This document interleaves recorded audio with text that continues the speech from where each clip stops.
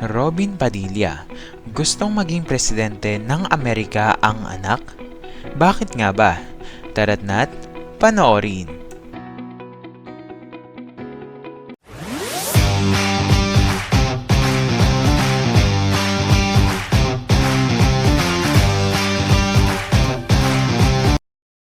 Akala namin ay nagbibiro si Senator Robin Padilla nang banggitin niya sa amin na gusto niya maging presidente ng Amerika ang panganay na anak nila ni Mariel Rodriguez na si Isabela. Pero seryoso pala siya. Noong Hunyo 22, Sabado, na ang ganda ng boses ni Isabela habang kumakanta ng Nosy Balasi habang lulan ng bus kasama ang iba pang nasa I Am Worldwide team.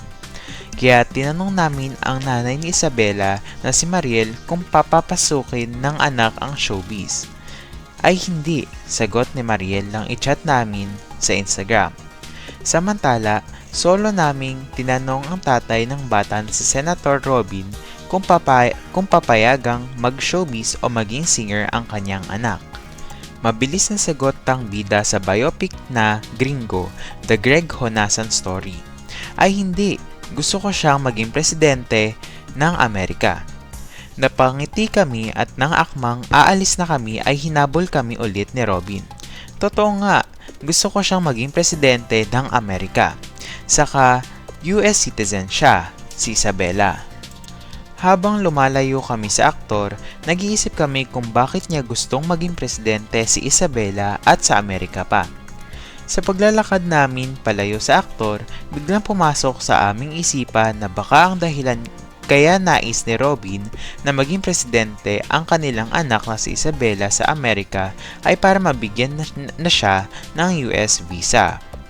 Napansin din namin na ilang beses nang nag-a-apply si Senator Robin Padilla ng US visa para sa kanyang mga anak na sina Isabela at Gabriela.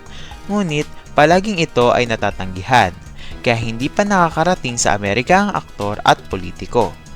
Ang issue ay nagsimula sa kanyang kaso ng illegal possession of firearms, ngunit ito ay naayos na nang siya ay makulong noong 1994.